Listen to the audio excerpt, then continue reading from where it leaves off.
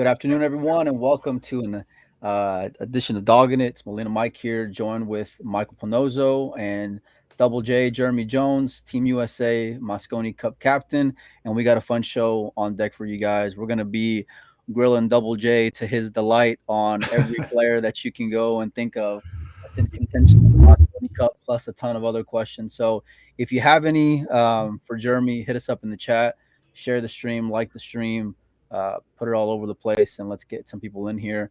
Jeremy, how are you, buddy? Good, good. How you doing, Mike? Doing well. Pinozo, how are you, my man? I'm good. I'm excited.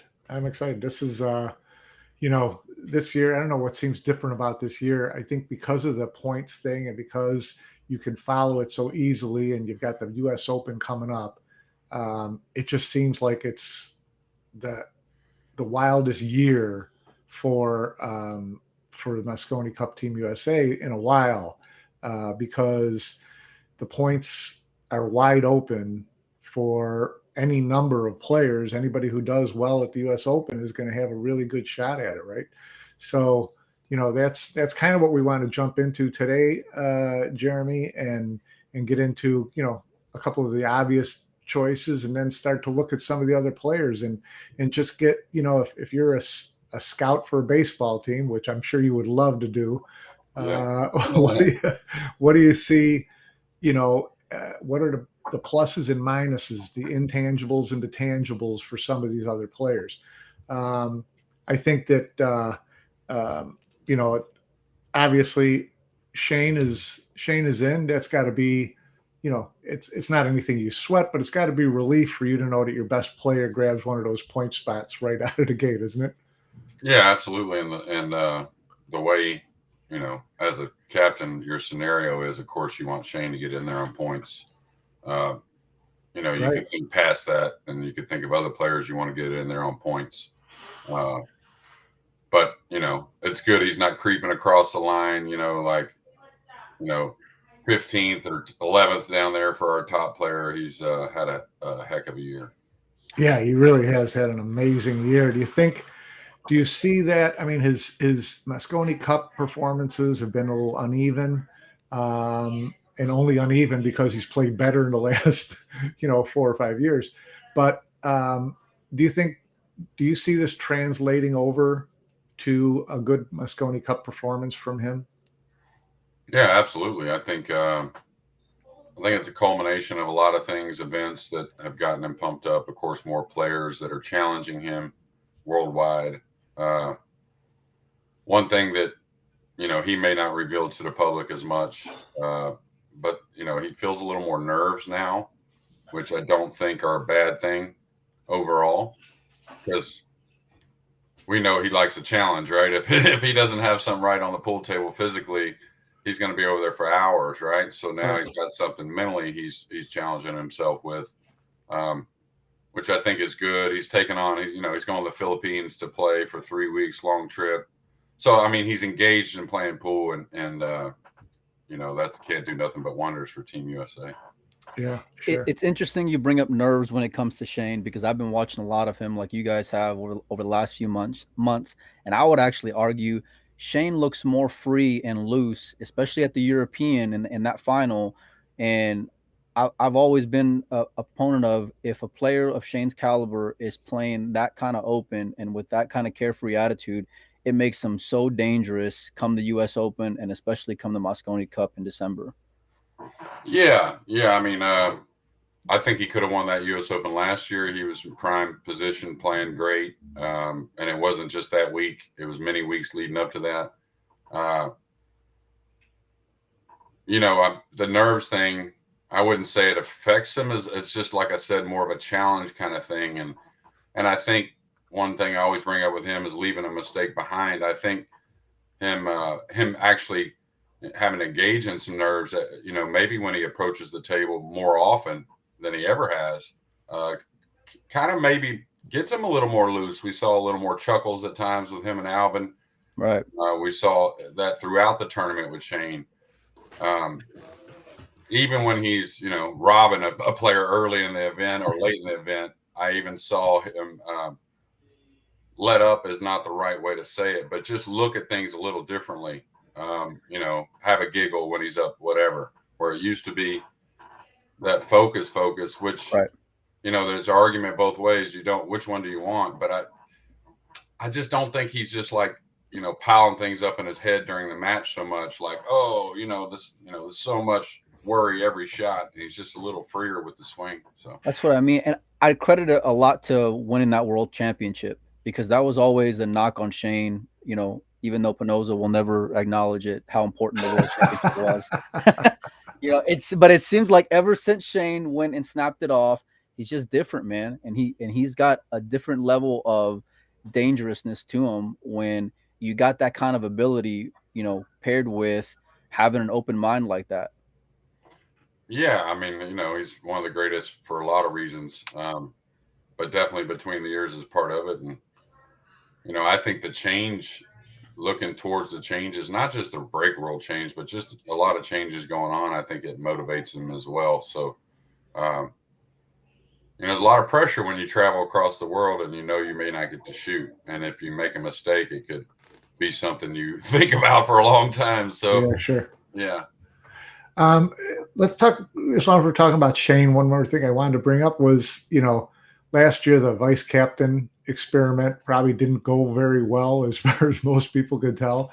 Have you guys talked about his role this year in terms of, embracing the team a little bit, even if he's not a vice captain, or are you just going to have him off by himself and let him do his thing? What have you guys talked about this year?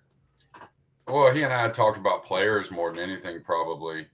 Sometimes, with the break rule maybe changing, we'll see about that. Matchroom will make their announcements as I think when they get a little more data from the U.S. Open with that break rule, maybe. But yeah, keep it pretty simple with Shane, just because anything he does goes such a long ways, if that makes any sense. Mm-hmm. So I don't think I need him to get complex with it.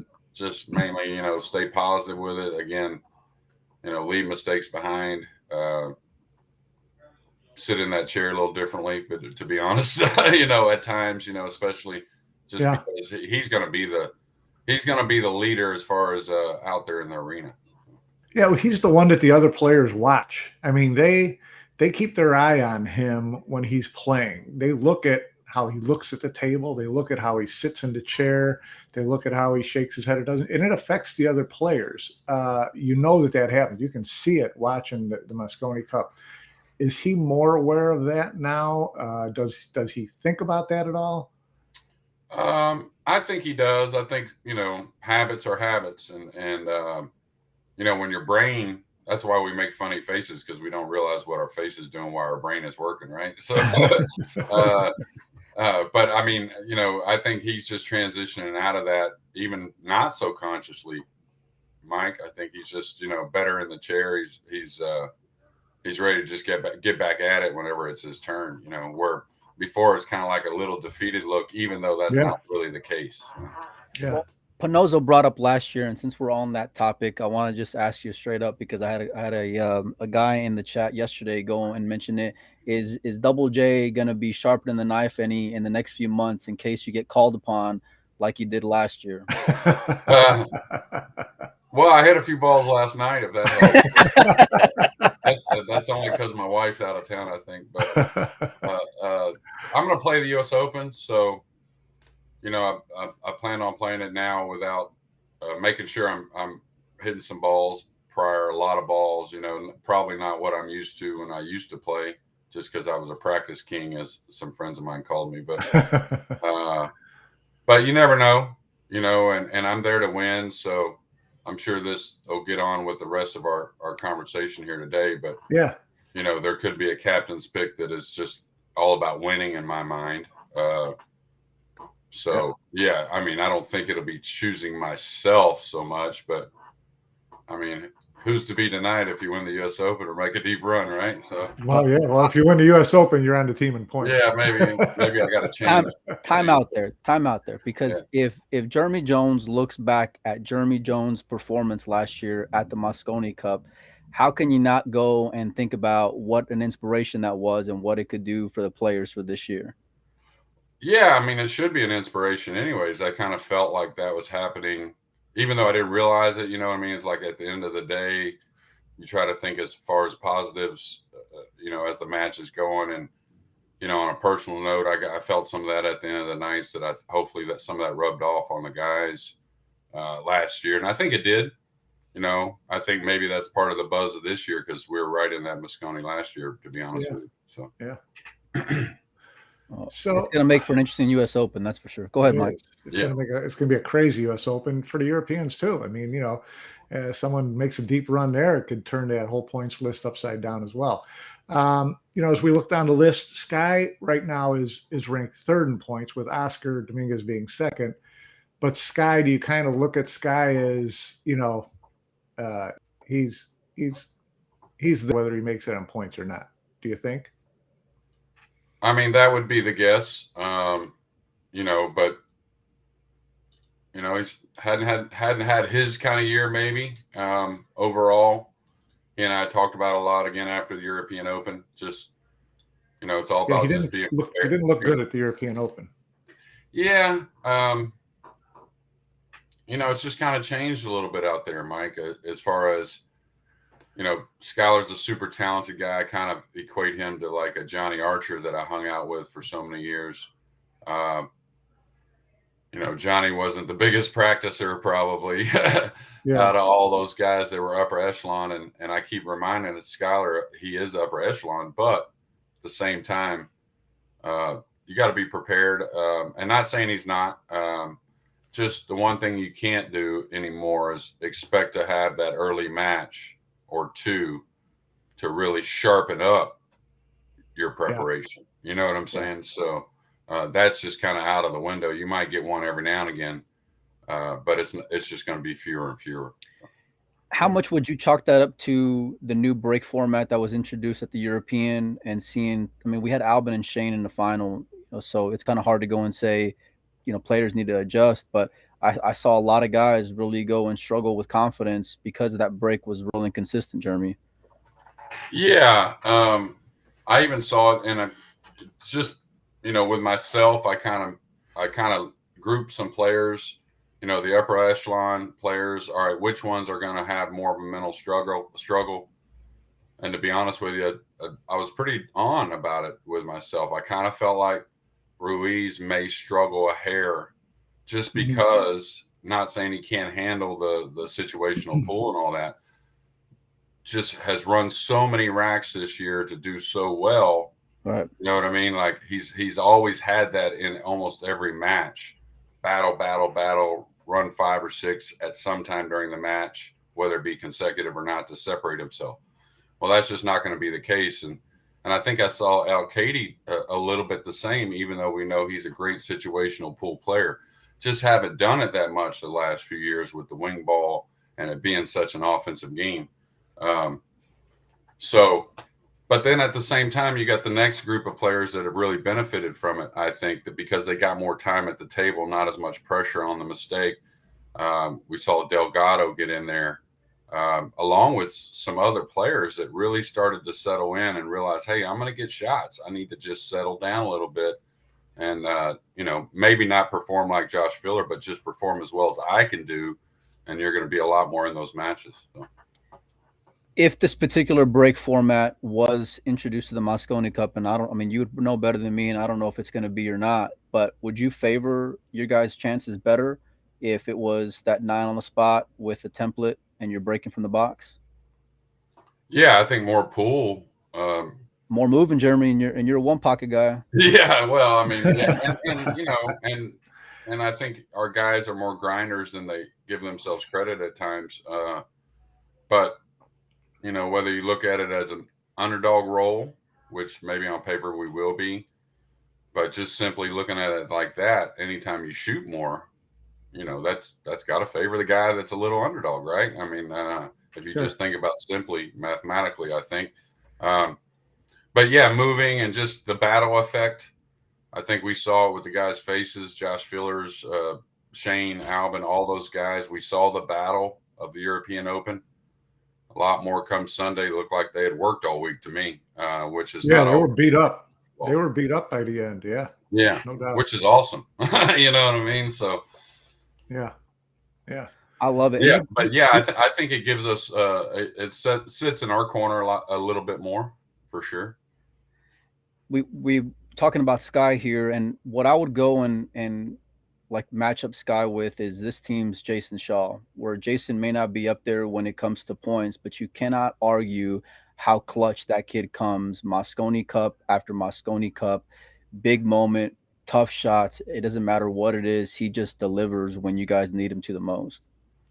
Yeah, I agree. And going into this podcast, that's the exact same, player I had across. If you had to think about it, Jason along with Skylar have made their arguments in the Mosconi Cup, and what it'll take is just some other players making another argument that no, I'm supposed to have that spot versus Skylar, whether he's 2-time MVP or not, which is going to happen, and going to get pushed more and more, which is actually a good thing.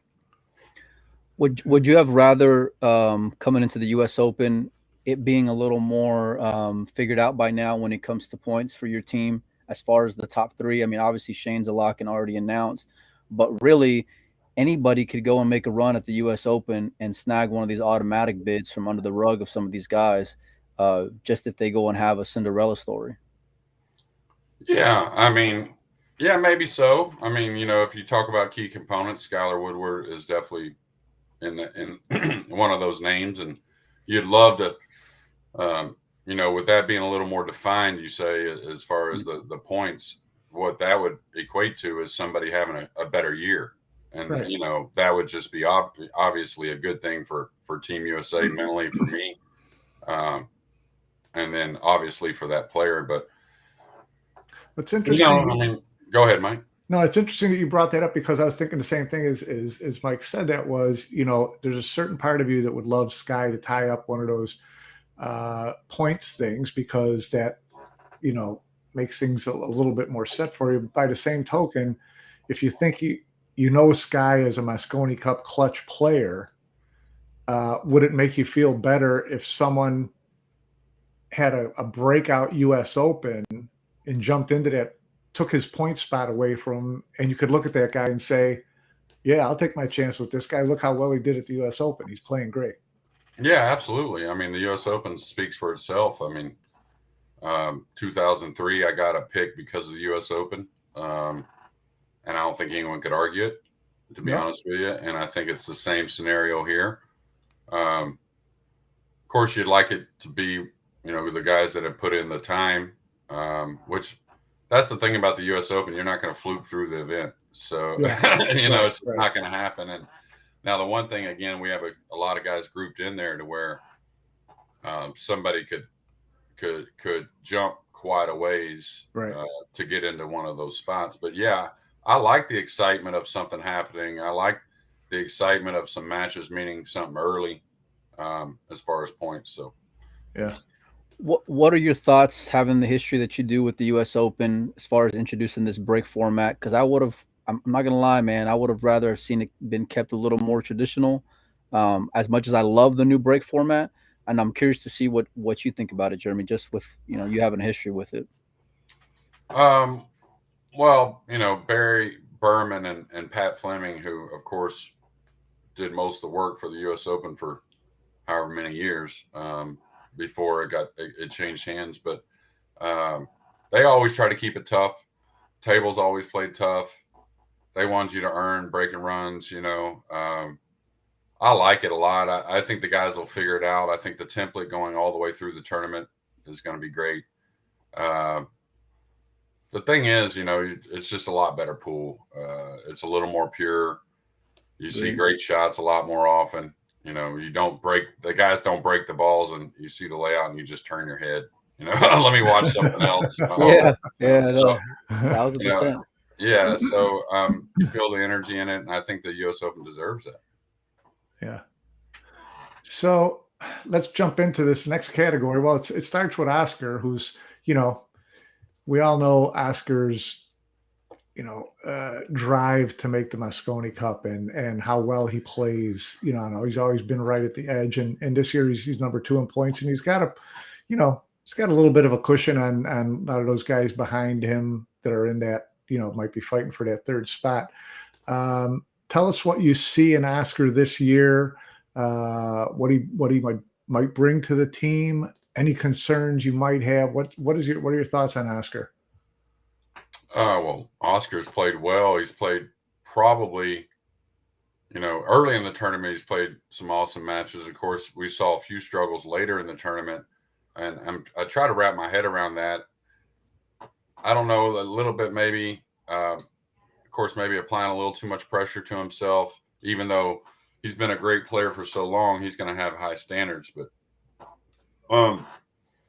I'd like to see him maybe enjoy himself a hair more out there at times. Which Oscar's got, again, game face.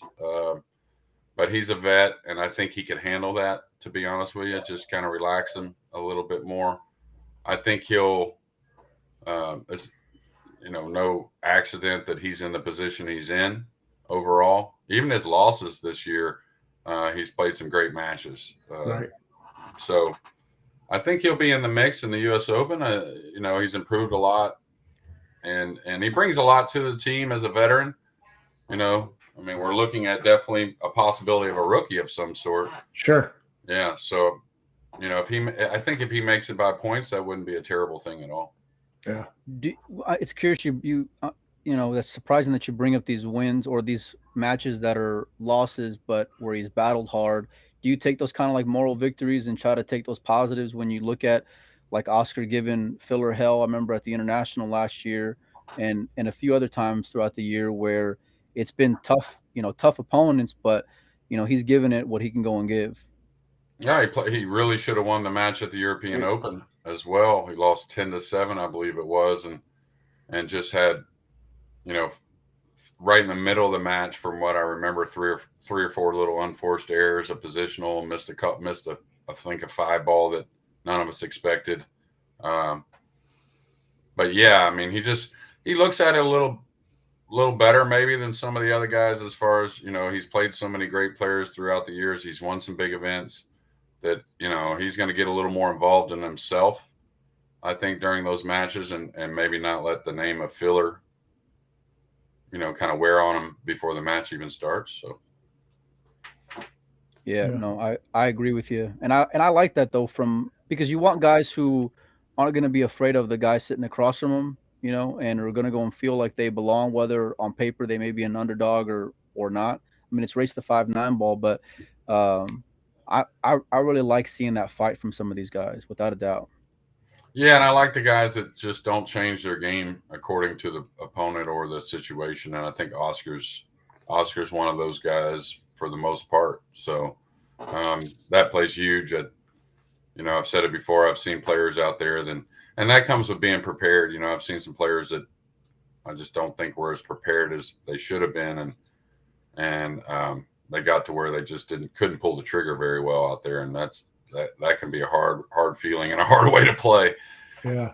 So all that said, if someone had a big event and Sky played well and Oscar didn't get one of the 3-point spots, would you consider him one of the favorites for a wild card pick?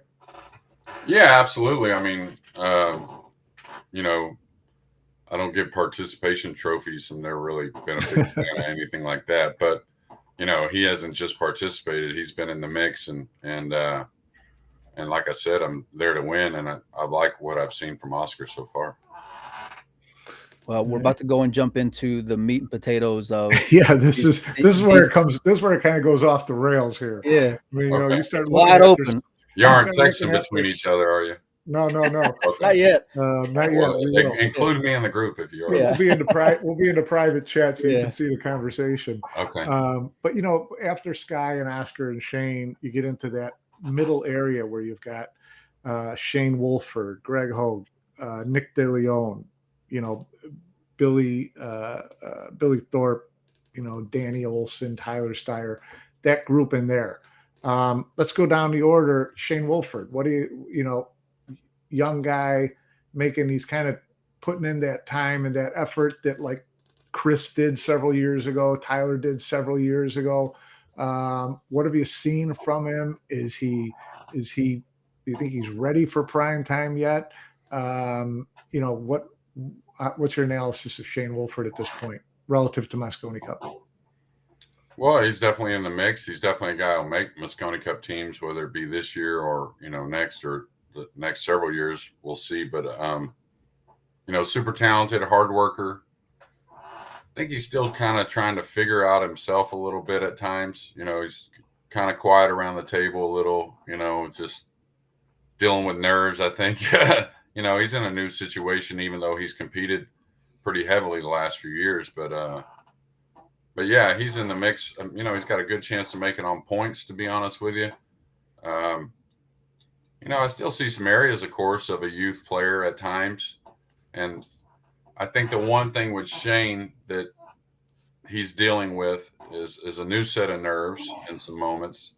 But also when, starts to turn the wrong direction, how to get back a hold of it. That's what I've seen at times with his matches when he's had some mistakes early. The balls will lay against you a little bit once you make a few of those mistakes, it seems, and maybe not being able to get a control of a stroke or control what's going on in that situation, which is important. So he'll how be. How do you work with a player like that? If he was on the team or you were doing a camp again, how do you work with a player like that to get him through those moments, to be able to turn his game back around if it's the middle of a match and it's not going as well as you'd wanted? Well, there's some argument there on what's the best way to do that. He's actually coming to the house in a couple weeks after the Texas State Open. Spend 4 or 5 days, but he, first off, consciously knowing what happened, that's a big part of it. A lot of players, when they make a mistake with the swing and whatnot, they don't recognize what the mistake is. And that's sometimes the problem. Some think, oh, you don't want to think about that, something mechanically or whatever, but it's not like you want to go in depth on it, but you do want to recognize what happened and what caused that mistake, in my opinion, if you can handle it. And for me, it was always easier to understand what the mistake was and be able to address it from there. So for him, maybe teaching him some things of what's going on, when certain things happen. It's been a pretty common mistake usually with him, with the stroke, from what I see during those matches. But, just make him mentally tougher, get him a little more routine-ish.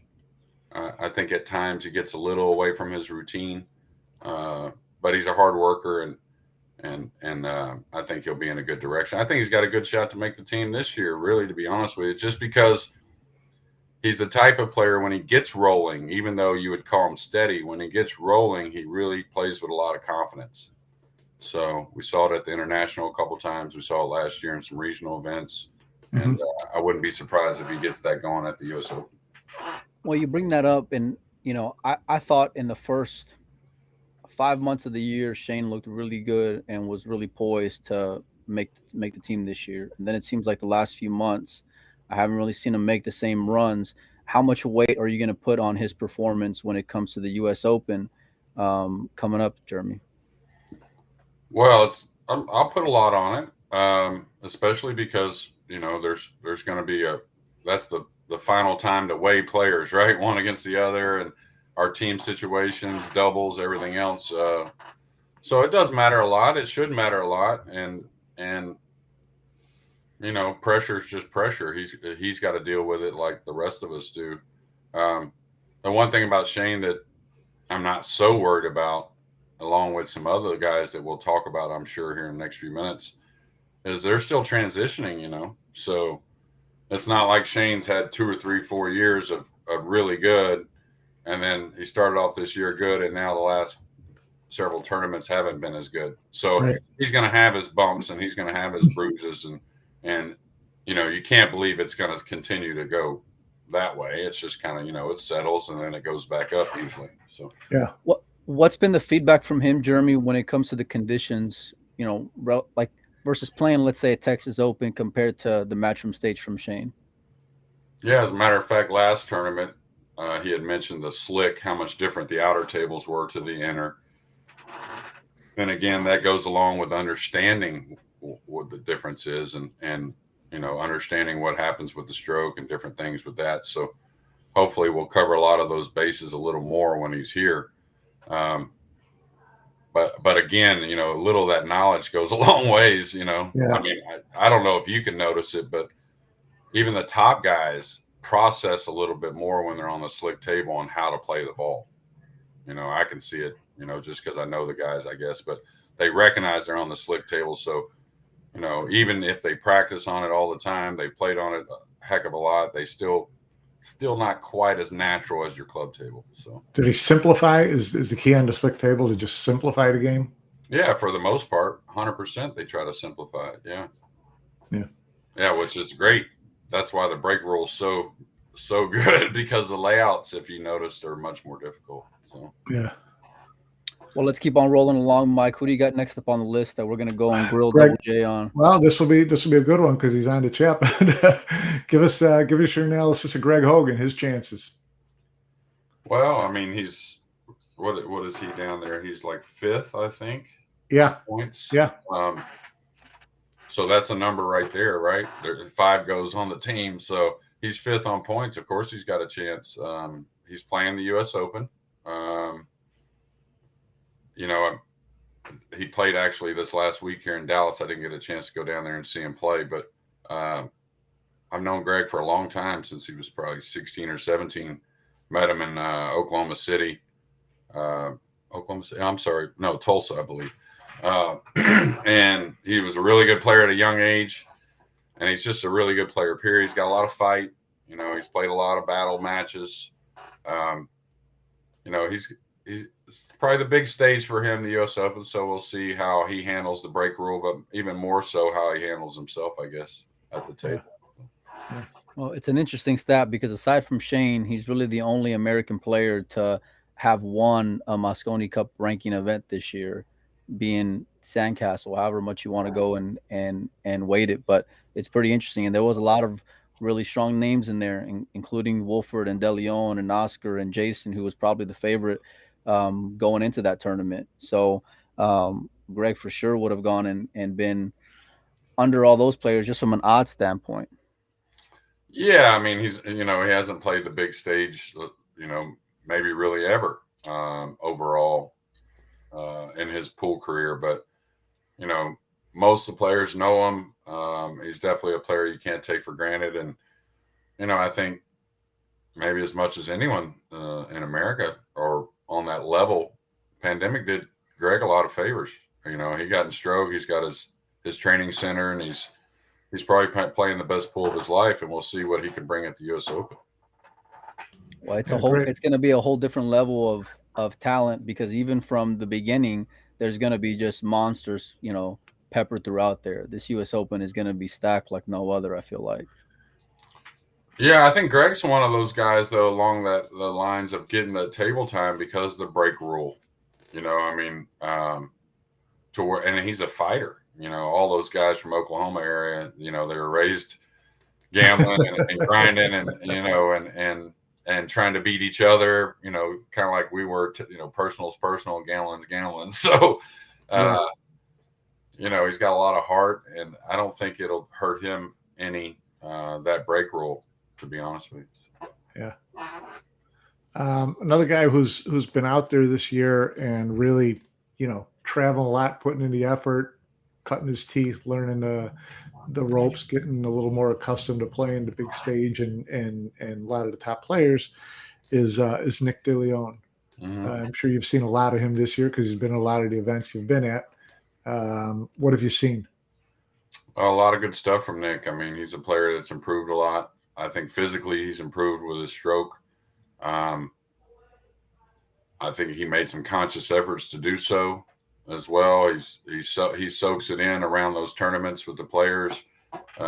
He's always in the stands watching if he's not playing, and he's improved a lot. I mean, again, another guy that even in his losses, he's taken some tough losses this year from some great players, and then he's beat some really top players in some big moments to get into some single elimination situations. Right. So I don't think we've seen the best from Nick yet, to be honest with you. I think he's going to improve a lot.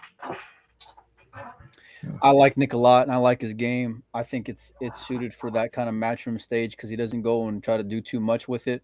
Um, I think he's got a ton of upside. I don't know if it's his time just yet, but he's certainly trending the right way.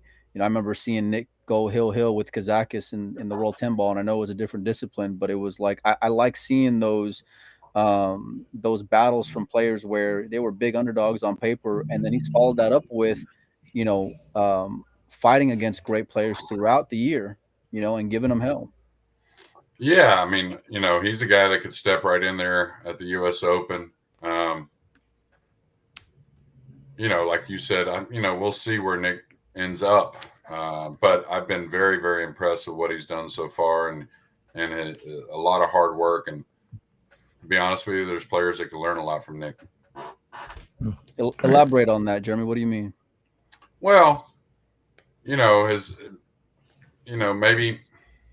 maybe not being as invested the last few years, trying to make the Mosconi or in a professional career, has just, he's just really lighthearted when it comes to things. Of course, you can see it hurts to lose, of course, just like anybody, but Right. he just processes it seems very well, and that's why for a guy that doesn't have the background of some of these other players, or stories or whatever you want to call it, he's progressing as well as any of them. Who we got next, Mike? Well, let's talk about Billy Thorpe. Obviously, his suspension, will be over August 31st. He can be back in action. He'll be at the U.S. Open. You haven't gotten a lot of chance to see him. What are we know what Billy can do. Do you have concerns in terms of, rust or lack of battle testing against the top guys in this type of arena? What are your thoughts on Billy? Yeah, Billy, of course, he's a warrior. I mean, he's been labeled that, and I don't think that'll ever get taken away from him. Missing out on part of this year, of course, hurt. I think, he wanted to be there. For Billy, I think, and he'll be prepared for the U.S. Open. I mean, he won't be as prepared as the other guys because you can't replace that match time and the Right. grind of getting out there, traveling, and putting in that time and effort. But for Billy, it's all about confidence, really, to be honest with you. Billy and I, we we bust each other's chops all kinds of ways. We're all friends and whatnot. So he hasn't got a Buddy Hall cue ball. And don't take that personally, Billy. But it's amazing when it's confidence. Yeah, I mean, but it's amazing. But he's got unbelievable heart and incredible talent, and he's got Intangibles. He's got a nose for the finish line. But Yeah. But when his confidence is there, and that comes with practicing, of course, and training. It's unbelievable how much closer that cue ball does get to Buddy Hall. Now it's Right. still a few feet away, but yeah. But I mean, like all of us, right? But I mean, that's all of us that are away from Buddy Hall. But it's amazing how much better and cleaner he gets at the table, and how much more simple he starts to play. And I know Billy pretty well, and I get a little worried when I start to see a little panic in between those ears, and I just worry not so much for just for him to do well, I guess is what it is, but for the most part. But yeah, when he's confident, that's what I'll look for the most, and that's going to be hard for Billy, to be honest with you, just because he has missed a lot of match time. And the thing he'll do is when he goes to compete, and he's going to put pressure on himself to win. And so he's got to, whether that be him or me and him somehow talk and say, hey, you got to, of course, keep that killer, but you got to relieve that pressure a little bit and understand where you're at for this year. Mosconi Cup's a Mosconi Cup, but where you're at, you're starting kind of fresh. And, just as long as he's practicing and training, that bridge will be a little easier to cross, I think. So, speaking of intangibles, when it comes to Billy, how much weight do you put into that? You need a fiery guy. At least most teams talk about. I'm sorry. He was the engine for that team for a lot of years. He's always been that spark plug for Team USA. Is that, how important is that to you as an intangible? Does a team need to have a fire guy on the team? Can it live without it? How much weight do you give to that? And who else would you put in that same category as Billy? Yeah. Well, the fire guy is great. The fire guy is a bonus when it's a guy like Billy because it's genuine. But at the same time, the fiery guy, missing balls or whatever, that fire can get out of hand quickly. That might be an issue. Yeah. Or yeah, exactly. Or maybe it becomes a little different. But yeah, I mean that's a huge asset for someone who's confident. Somebody who's going to relax you a little bit. Of course, you got to keep it tapered a little bit as well because there's a job to do as professionals. But Right. But yeah, that's a big asset, especially like I said, if he's confident and he's feel like he's knocking the ball in. Billy's also a good guy for doubles. Again, maybe not perfect with the cue ball all the time for doubles, but he's a great recovery guy too, and he's going to keep you feeling good most of the time. So. Yeah. We haven't seen a lot of Billy this year, but I tell you, I saw a little bit of Billy at the Super Billiards Expo, and I expected to go and see a lot of rust and a lot of, I don't want to say deer in headlights, but it's different not being in competition versus being in competition on this level. We see guys have ring rust all the time. I saw Billy look smooth. I saw Billy give Jason a hill battle that nobody saw. That was everything that you wanted it to be, and then some. He showed a lot of heart, which you can never go and say Billy lacks any of, but his execution was pretty phenomenal. And that was Jason coming off of his 714. So Jason was just a runaway train at that point. Yeah, Billy. That's the other good thing about Billy. He's been in that setting. He's had that adrenaline feeling where where he can say, "Oh yeah, that's it." Hey, you're never really there in our sport. That's the horrible thing about it, but the beautiful thing about it also. But yeah, I mean, yeah, he's got a lot of pluses, and like I said, I think going into that U.S. Open, if he just kind of leaves some things behind and make sure he's prepared, he could certainly make some noise and jump on that team. Yeah, yeah. Also go ahead, Mike. I was just going to say, I just want to play devil's advocate here for a minute, Jeremy, because if you have guys who are traveling around all year long, like a Nick or a Shane or whoever, right? The guys who are putting in and going across the world on their dime. How do you go and let's say if Billy were to take a spot of, let's say, a Wolford, how do you go and sell him on that? Shane, that is, when we haven't seen a lot of Billy this year. There's arguments to that both ways. The first one I'll say is I can't see into the future, so right. I'm certainly happy to get this job again here in America, and who knows where it'll go from there. But I want to win, So okay, to get back to that, to state it first off, I like that. Yeah, and the other thing about it is, for me, it has a lot to do with prepared. A name that we haven't talked about yet, but a guy who I know is real honest with me that is going to play some events coming up is like Earl, for an example.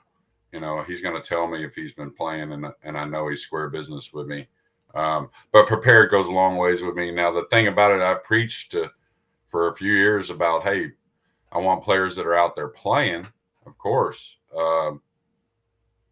And that's still the case. But, the argument is, Billy's in a situation, let's say, for instance, where he couldn't play. Okay. Right. It was on him. No, I think he would say the same thing. Would he have been out there playing? I think he would have.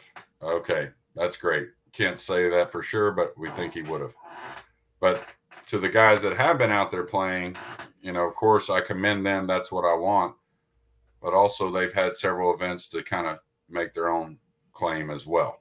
Okay, so if Billy comes in and makes some noise, plays great, sees what we think we might see, or another name or two that does that, I wouldn't, say to your guys, sorry, you didn't make it, thanks for trying, kind of thing. But this is professional sports again. This is this is a little different, and I think that they could say to themselves that, hey, I had my chances. So. Yeah, they did have chances to separate themselves from a lot of other guys with the points by being in those events. So if you didn't get there, you didn't get there. Yeah, and it's it's going to improve more and more along that route. If you, I mean, that's the way to do it is go to the events, get the rankings. Not only that, that's how you're going to improve on the rankings, improve your game, and there's going to be more events to really help that situation. I think in the future for those guys that do make the events. So I mean, I think basically what I'm saying, it's going to be hard pressed in the future for guys to be missing a lot of events and make it at the U.S. Open on the last event for some reason or another. So Yeah, right. Well, we brought this up off air, and I want to bring it up again on air. So, we remember a few years ago when a certain guy by the name of Justin Bergman shows up to the U.S. International and was yeah, nowhere on the radar and decided to go and make a run of runs at that international and played his way on that team. Let's say Justin, and he's highly regarded as, at least for the last few years, as the best player after the break. And if Justin were to show up and do what Justin does, would that be someone you'd consider as well? absolutely. Yeah, I mean, you know, he's been away from tournaments for whatever reason. We take breaks. I did it during my career. I kind of wish I wouldn't have at times, but I did. And but yeah, I mean, I think it sets up perfect for him. You talk about the break rule at the Mosconi. I can't remember if we were on air or off air whenever we talked about whether it's set up for the U.S. a little bit better. I think we were on air, but I think Yeah. the break rule sets up great for Justin. Um, Agreed. the grind effect of the break rule sets up great for Justin. Another guy we just talked about a second ago, Billy Thorpe.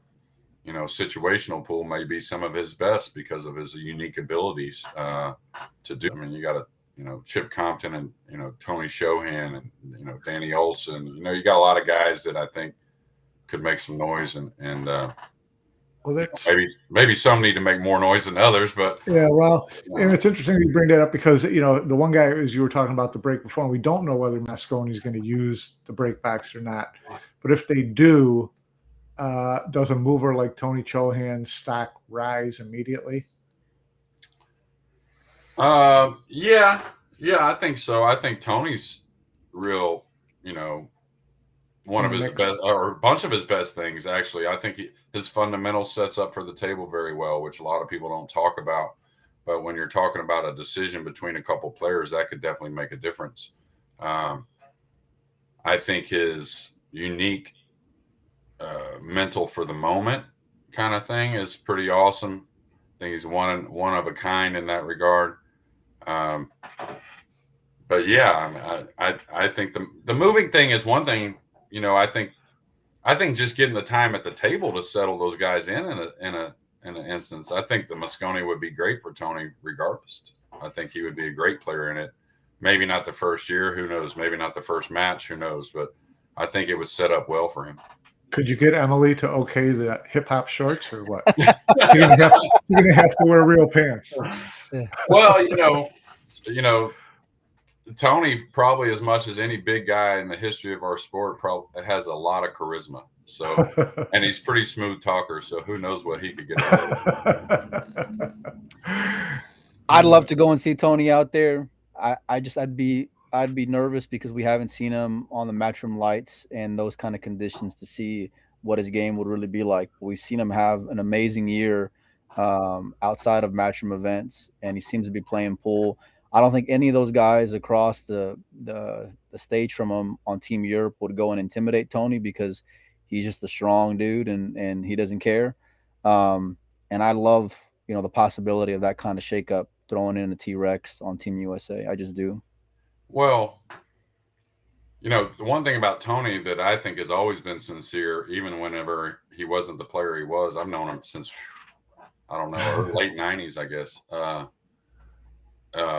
But he knows in his heart he can win, and it's just a matter of if he wants to, and that want may be answered easily. He's just got to realize there's more things that go with that want, practicing, stuff like that. Yeah, no, he's not much of a practicer, is he? He's one of those. I'm not showing up unless there's money on the table. Yeah, well, I think if he got a taste of some of those things out in those big moments, so I think things would be a little bit different, But Is he playing the U.S. wants. Open? What's that? Is he playing the U.S. Open? I thought he was. I don't think the list has really been put out just yet, but one thing I'll say about Tony is kind of reminds me of a Justin Hall, is very good at one shot at a time, and that's kind of a big part of the Mosconi or any big moments, really, to be honest with you. So Yeah. How much are you considering these? Like, I think Tony would be more of an obscure name, but to go and shake things up to try to get a better result out of your team this year, Jeremy. yeah, that would be shaking it up. I mean, if he didn't play the U.S. Open or didn't play so well at the U.S. Open, some things would be that would be a pretty big shakeup, and I would have to be very convinced in some other manners. But I've talked to Tony the last couple of years, about hey going out there and doing it, and I get it. I mean, it's expensive, it's not easy, and he's probably not going to have immediate success. Very few do, but I still think he should be there. So I mean, it's not out of the realm of possibility whether he does real well in the U.S. Open or not. I don't think really a lot of them are. I think they're the fifth pick. The second wild card pick is going to be could be Completely up elusive. in the air. Yeah. Yeah. So can you envision having two first timers? I hadn't really envisioned it. A couple times that came up to where, oh, this is the team we wanted. Like with me and an assistant captain or whatever, and then talk about it. Oh yeah, sounds good. And then all of a sudden we're like, man, that's two rookies. So you get kind of forget that sometimes. And for me, if that feels like the right pick, I'm not too worried about it. My first year was two rookies, me and Michael Coltrane, and I'll be honest, I think that me and Michael were maybe a little more professionally prepared than maybe some of the two first timers that could possibly be Right. this year. But I think it's okay. I mean, we'll bring Okay. up another potential rookie in Danny Olson. I know he's on there on the money list as well for what he did out in the same event that Greg won out at Sandcastle. Mhm. But I tell you, like if you talk about rookies, just because of Tony's seasoning, if I got to choose between, let's say like a Tony or a Danny Olson, I like Tony just because of all the pressure-packed moments that he's been in his life. That's Yeah, just that's you just my know, thought. and I wish I had more match time with Danny, even though I've seen some of those extended matches, which can fool you a little bit at times. Those races to 100, I don't think that's always the best thing to look at. Um, Yeah. but Agreed. the one thing with Danny sometimes that I love his talent. I think he's got a huge upside. Wish I'd seen more match time, but sometimes I just see a fall off a little more fall off on the so matches, I guess you might say, from a guy like Danny, and I don't know if it's just maybe a little more match experience. Um, I know he's up in South Dakota as well, plays up there as much as he can, but um, yeah, he's a definite consideration. So, Yeah. but I One guy mean, we have. Go ahead. to get with what you said, Mike, I probably would agree with you overall. Not saying that's a definite thing, but Tony, it seems like when he does play the 9-ball matches, it's not as far off sometimes. Like he doesn't always win, but even though you wouldn't call him a 9-ball player, but he doesn't seem to fall that much. So. Yeah. One guy that we haven't talked about that's on that about near the bottom of that range of money list and has played before is Tyler. Mm-hmm. Seems to be a big question mark in everyone's mind these days is where's the Tyler Steyer that we thought we were going to see 3 years ago when he, 4 years ago when he hit the Mosconi Cup running in 2018. What do you see? What's happened? Well, I didn't necessarily think that it wasn't as big a surprise to me that he had a high peak there early, won the Kremlin Cup, played his best match in the finals, which is usually It's pretty David. awesome to do. That usually Yeah. will pump you even more as a player like him. But I mean, it's hard to keep winning like that. But what I've seen from Tyler this year was a lot more of a grind effect. I think he's playing a lot more smaller events around the U.S. at times. Could be, because of his wife now that plays as well. I know she wants to soak it all up as much as she can here in the U.S. But I think it's done world of benefit for him. And it looks like to me most of the matches he's in his process, and then a lot of coincidence, but maybe a little bit of the same at the end of the match. Occasionally having a problem crossing the finish line. But that happens, whether it be sometimes it's coincidence and sometimes you get in your head for a couple matches. But he's in a great spot. I think he's probably playing the best pool I've seen him play from match to match. And I like where Tyler Starr's at right now.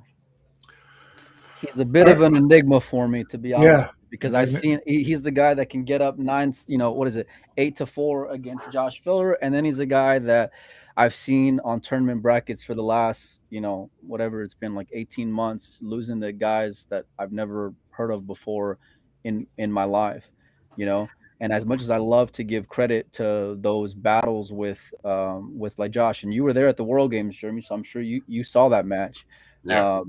It's you got to go and finish the job, though. Yeah, I agree. I mean, that's probably the biggest thing that's going to, come up in the topic of Tyler Starr, for people that are argumentative or debating about players or whatnot, or who should be there. And, the finish line has a lot to do with it, but, I agree. I mean, I understand where you're coming from, Mike, but I mean, as far as where I'm coming from, I like the direction he's heading in. And I wish I knew what to do to to make that situation easier for him. But I think he's going down the right road for it. It's one thing to maybe talk to him about how he processes those losses a little more whenever he does have an opportunity to win. But I mean, you got to like what he's doing getting in those situations, Yeah. 100% right. And there were times in that European Open where I thought he played and looked as good as anybody out there. When he finally got in line and then he stayed in line, I was expecting to maybe him kind of, dog a tougher shot, but he just came with it over and over and over again and looked smooth, like in patches throughout that event. I mean, he really did. And it's a good time to go and look that way, considering where we're heading into. Yeah, my concern, we talk about it. My concern from the European was watching Tyler play Oscar with so much at stake, and it didn't look like either one of them could get across the finish line. And did you watch that match, and what was your takeaway? Yeah, I watched it, and I commented several times again that it just didn't look like either one of them were really enjoying the moment at all. You hate to just harp on that in a professional sports kind of thing. I mean, it's a job, right? I mean, it's an important job, but there is a fine line there at some point that you got to be enjoying it. And it looked like both of them really put a lot of pressure on themselves. Right. To be honest with you, a few years ago, whenever I was an assistant captain, I played in a few events, and I played some potential American players. And they played terrible against me because they thought it was like the bar was, oh, I'm rating you right now. If, I'm hands on. If you can't beat me, you might as well catch a boat home or something like that. But it almost looked like that to me with both those guys during that match. They looked so much different than they did in the other matches. They were grinding the whole tournament, but it was, it was almost like a lot more gut checks or not gut checks, but, got punched in the gut a few more times. Right. So. Right. Well, he's got experience, and you can't go and take that away from Tyler. And he has come up big in certain Mosconi Cups. And he's come up short too. But if he's playing the way he did at the European, I like the how you're looking right now kind of way of approaching, judging some of these guys. Well, I think he's just a better player than he was before overall from 1 to 10. He's still got to deal with, again, the finish line things overall. But, Tyler carries a lot of assets. He's, when he gets comfortable, he's a pretty simple doubles player to play with just because it's fundamental. I think he's realizing how good he is. Just don't be afraid to work a little harder through the rack rather than trying to make it all up in one shot. He used to have a little issue there. But one thing Tyler does real well is break the balls. And he usually figures out the break. And, I think one thing last year, I saw his nerves were high, but he broke the balls real well so many times that he kind of like, I wouldn't say he couldn't help but get out, but got him a good shot to get settled so much, so all those little things you got to look into. I want to just change gears here for just a second before we go and finish up the last couple of players that we have. I got a question from someone, and just forgive me for the stretch of the video, and you'll know what I mean here in just a second, guys. Okay. Jeremy Jones, sorry I had to miss this. Duty calls. I'm in Chicago for the day job. But my question is, 5 years from today, you're the Mosconi Cup captain. Who is the U.S. Mosconi Cup team? What's your prediction? Oh, Lord. There you go. Joey made a cameo appearance. We couldn't go and I love the wide angle look too. It was great. Yeah, I was trying to figure out. He should have turned his phone. Yeah, yeah. Joey still looked good, even with the even with the SpongeBob, whatever it was, the spread thing.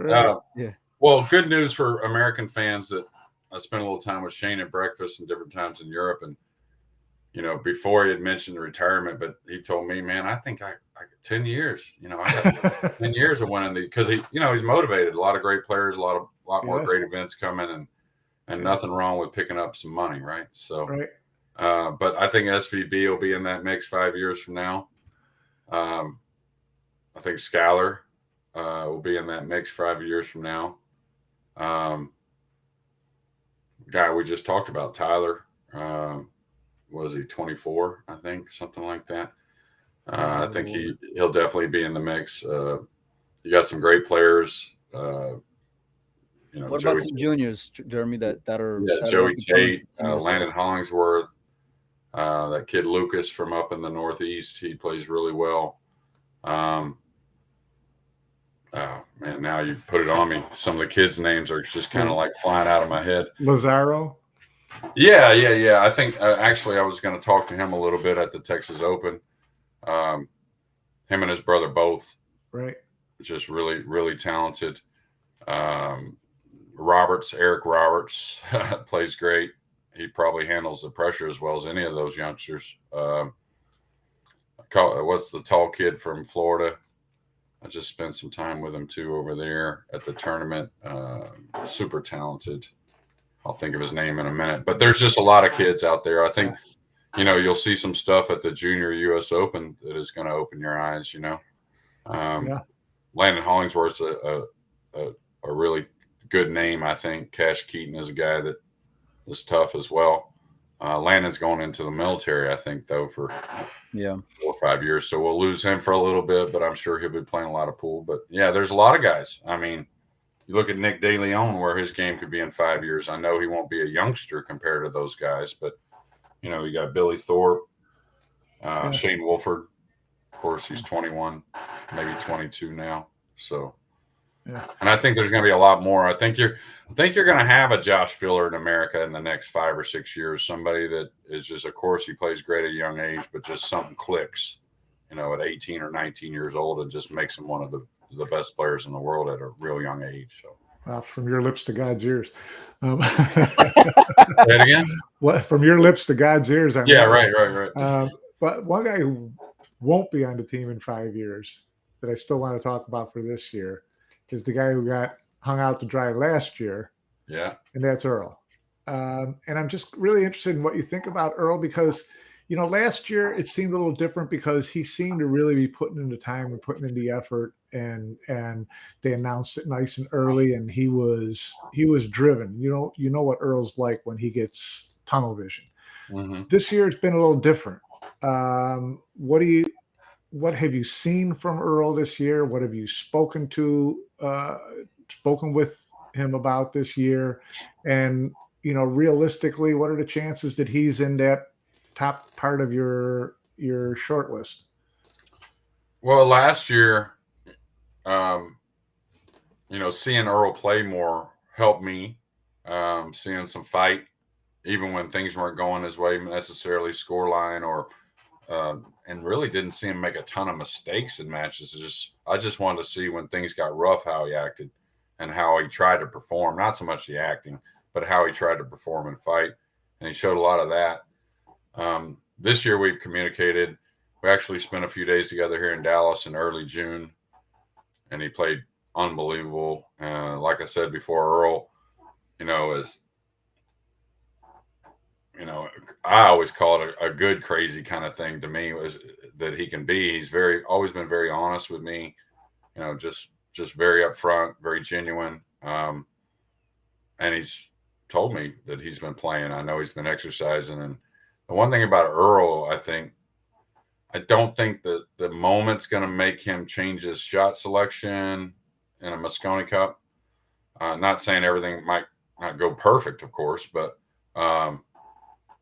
I don't think the moment's going to make him really, not play his game. Now, whether they go in or not, whether the cue ball's where it's supposed to be, gets points or not gets points.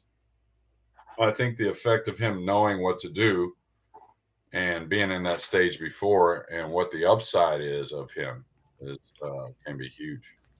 So I think we'll see at the U.S. Open how he plays, but I think he's got a chance. Will he be playing at the U.S. Open? Yeah, he told me he was. So yeah, he told me he was playing Turning Stone and the U.S. Open. So yeah. What do you think, Mike? Give me your honest opinion on Earl. Yeah, on Earl. If we're talking about the number 5 pick, and you had a hat and you had Earl in it and you had Tyler in it and you had Josh, we haven't even thought about Josh Roberts, but Tony Chohan, Shane Wolford. If you had those kind of guys in a hat, I'd back whoever Jeremy thought was going to help, be the best asset to the team at that point, because I think that at that point, it's like, what do you want out of this hat? Do you want the experience? Do you want the cold-bloodedness? Do you want the youth? Do you want the shot making? You can find a different fit out of that hat, and I would be comfortable with whoever JJ thought at that point. That's the softest answer I've I was about ever to heard. say, you got away with that one, huh? I know, man. You dodged that like the plague, but I was like, golly.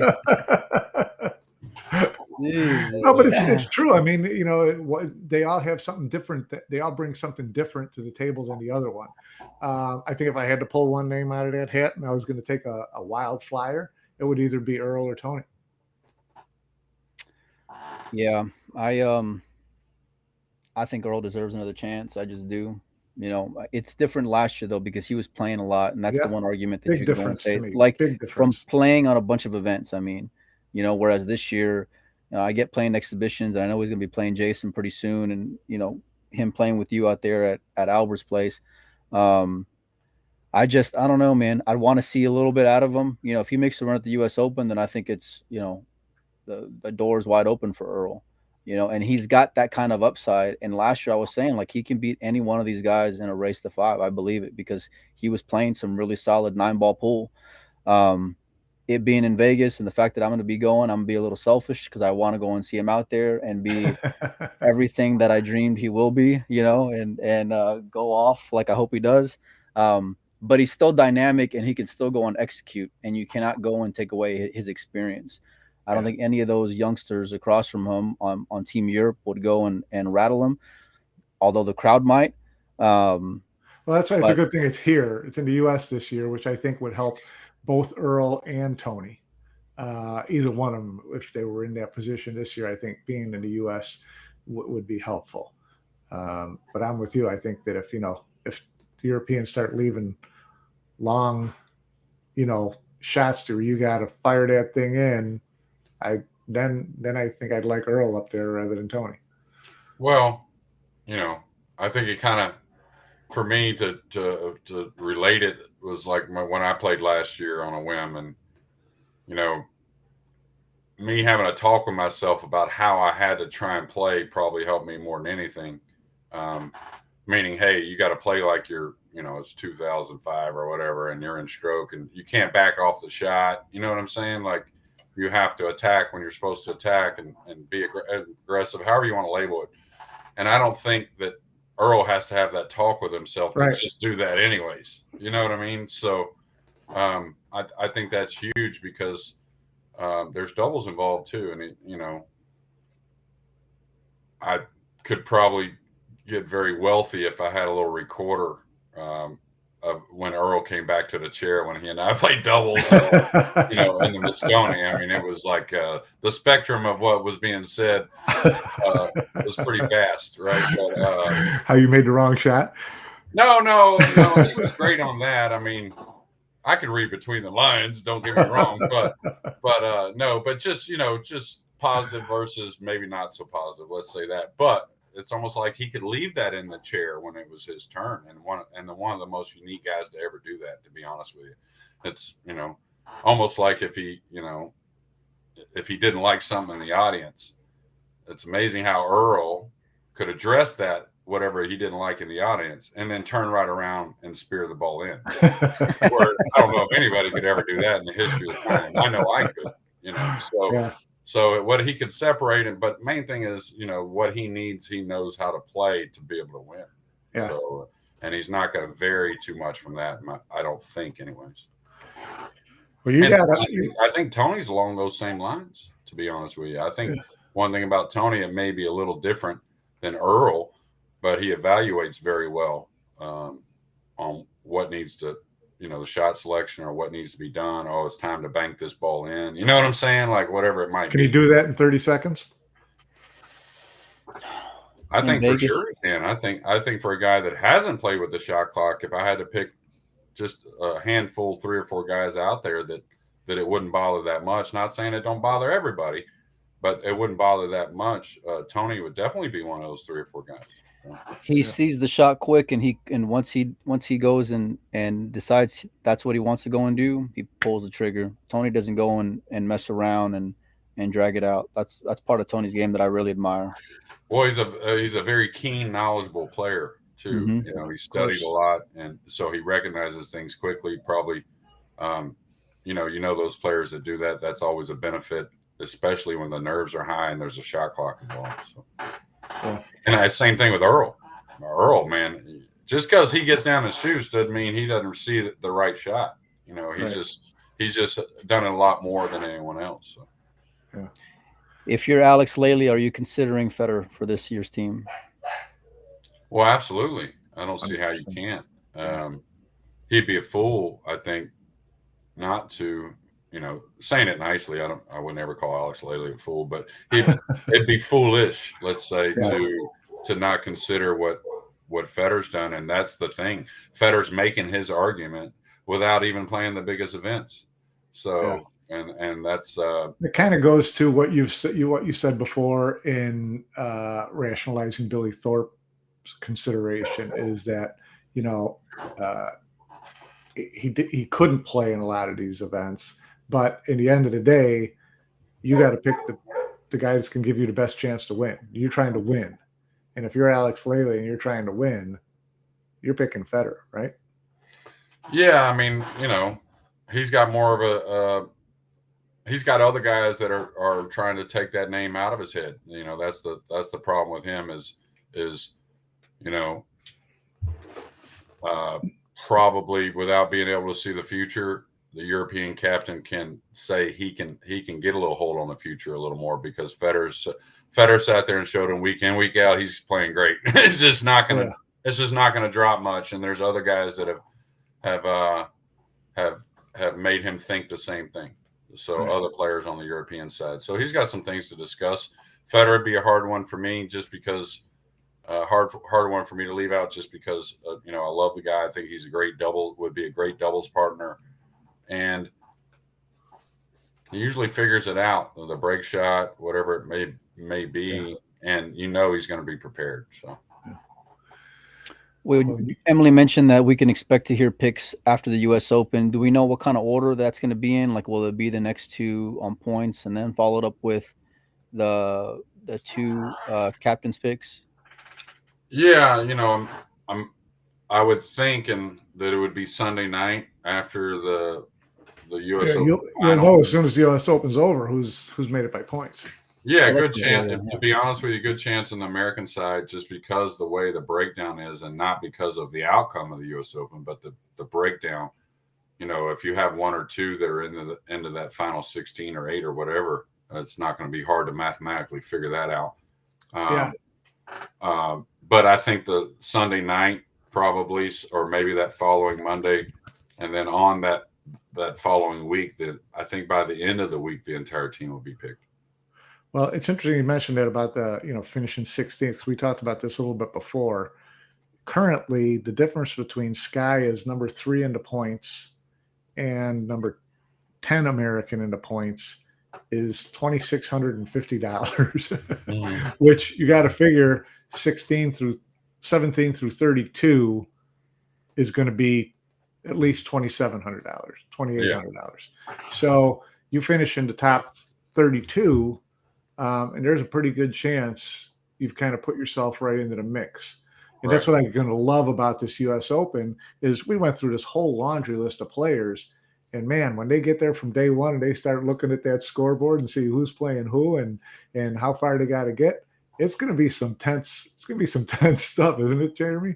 Yeah, absolutely. I was, and it should be. Hope, next year it'll be a few more events. But if the U.S. Open is the climax, it should be. It's got a chance. You got a chance to make a big change, make a big statement. I was watching the FedEx Cup this last weekend. In the top, they cut it every week from 70 to now it's 30 going into the final tournament. It's a great story to kind of keep up with, but it's the same thing here with the U.S. Open. So, but I mean, we had to kind of expect that the first year, maybe, Mike, right? Yeah, yeah. So as a player, you go into an event like that and there's this much pressure, this much at stake, all these players fighting for 2 spots. How do you not spend all your time looking at the scoreboard or shaking your head at who you drew against who the other guy drew, things like that? How do you keep that from playing with your head? That's just preparation, I think. I mean, if you're doing the right things, playing, I mean, the thing is about preparation is if you're prepared, you're always going to notice it's hill. I'm saying, but if you're prepared, you just notice it a little less. You know what I mean? I talk about Federer with that all the time. Just like a tough shot, you're always going to recognize it's a tough shot, but you just recognize it a little less when you're prepared. And I think it's the same thing with what you do looking at the tournament bracket and whatnot. If you're prepared and you're playing well, of course you notice that so-and-so that's right there with the points, you got a couple cupcakes or whatever you want to call it. But you're just looking forward to playing your match, and you just don't let that bother you as much. It's just like the nerves out there at the Mosconi. If you're prepared, everyone's going to be nervous. Yeah. But maybe yours is just going to be a little lighter. So, yeah.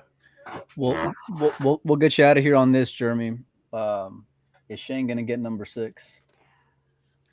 I think he'll get number 6. I don't know if it'll be this year, but I think the break rule, I know he dominated the other way. Of course, I meant this year. Okay, all right. So this year, yeah, I think he's got a good shot at it. Yeah, I think he finished the final and broke probably success-wise maybe the worst he's ever had in a tournament. Yeah, ever. But I said it over there. If the ball's laid tough, I've never seen anybody greater playing rotation than Shane Van Boening. And so I think with the break rule, the guys will improve a lot. We're going to see more racks run at the U.S. Open than we saw at the European Open, but there's always going to be that variable. And I think the pressure side of things is better for him now. So, I think he'd be my betting favorite for this year's U.S. Open. Mike's got one more for you, Jeremy, and then we'll get you out of here. And this just goes back to the Mosconi Cup thing. Once the team is picked, what do you have on the agenda between, right after the U.S. Open and when you guys go to Vegas? What is there? Are you planning on trying to get everybody together for 3-4 days for a camp? Are you going to do that early, or is it just going to be 3 or 4 days before the Mosconi Cup? How much time are you going to spend with these guys between the end of October? that 4 weeks to 5 weeks you have between knowing the team and playing. Well, there's a few events which I think is as good as anything almost. I'm probably going to end up getting with some players individually, and then we'll go out early, of course, to Vegas. Of course, the Thanksgiving is right before, so already looking at that Friday afterwards. Maybe just bring the players in on Saturday. We'll see. But yeah, I'm going to try and spend some time before the U.S. Open with a few players, but then also afterwards. The team will be known by the time you get to the International in Norfolk, right? So right. is that going to be? Are you planning on getting everybody together then? Are you going to stay an extra day later? Are you going to come an extra day early? Are you going to do any kind of discussions there? Yeah, well, that definitely will start to be a team there and put some time in. I got to, of course, get with everyone's schedules, put some things together. But again, the International, you have a couple of nice tournaments in Puerto Rico that I think a lot of the guys are going to go to, which is great. I think as much as that is the tournament side of things is a big plus. Okay. And then again, we got to, of course, the camaraderie side and spending time together is huge. But the best thing we can all do for each other is be prepared going into that. You know, we're professionals, just like whenever I played. You know, 2018 and 19 can't replace that time spent, but that's not realistic all the time throughout the year. We'd love to be able to do that. And as big as the Mosconi is, you'd like to say it's deserving, but you can see where Pool's heading, more individual tournaments and stuff. So that's the way to prepare as a whole, you know. So okay, go play. Well, listen, Jeremy, well, go play and be practicing. You wouldn't believe what you do to your teammates whenever you show up and you hit that practice table and they can tell you're ready. You know what I mean? Like that goes a long ways. I mean, as far as me losing sleep or sleeping better, you know, it goes a long ways with me too when I go to these tournaments and I see those guys, or maybe they didn't win the tournament, but they're prepared, they're playing, they're grinding away from the table, or away from the tournament. Well, it's going to be an exciting time. I know the U.S. Open's always going to be that way, but this year seems a little bit different because there's just so much on the line. So I know me and Mike will be tuning in, and we'll probably see you out there. And Jeremy, we appreciate you taking time to come and hanging out with us for the last hour and a half, man. We appreciate it. Yeah, thank you. And I think the Mosconi, we need a fan control guy. Whether that, and not in a bad way. I'm talking about I think this guy over here. I think to do some unique stuff. You know, like to do something unique out there for. You know, I think the fans leading the cheers. Yeah, or something coordinated. I don't know. Yeah, I'm with you 100%. We need to get all the U.S. fans like in a ballroom like before this event starts and start going over rehearsing what we're going to cheer and what we're going to sing and. Yeah, I imagine like those little cards you flash up and the whole section creates a face of Molina Mike. You heard it here first. Well, we're gonna try to coordinate it. It'll be a good time. It'll be my first Mosconi Cup, so whoever's picked, it's gonna be a solid lineup. And more importantly, USA is gonna be an underdog going in on paper, but they got a lot of fight, man. And you cannot go and replace intangibles. You can't replace heart. And I think it'll really make this year's Mosconi Cup something special to be seen. I just do. Yeah, and I think the players need to recognize, you know, where the sport's heading, you know, and I think it's the formats, the rules, all that's going to get better. The scheduling is going to get better, and I know it's not cheap to go out of those tournaments and whatnot, but it's time to get really involved for those players. I think, you know, we're talking about a Tony Shohan, we're talking about some other guys. Well, if they're playing those events, you know, how will we be talking about them? You know what I mean? Exactly. So, just too many great Americans that would be getting results if they put in the time. Yeah. Well, you heard it here first. Jeremy, we appreciate it. Mike, we appreciate you coming on with this as well. And we'll try to bring you on again before the US Open and grill you some more, hopefully. Yeah, you got it. I'll do a practice session for you. Yeah. There you go. All right, you guys. You guys have a great afternoon, and we'll see you guys next time.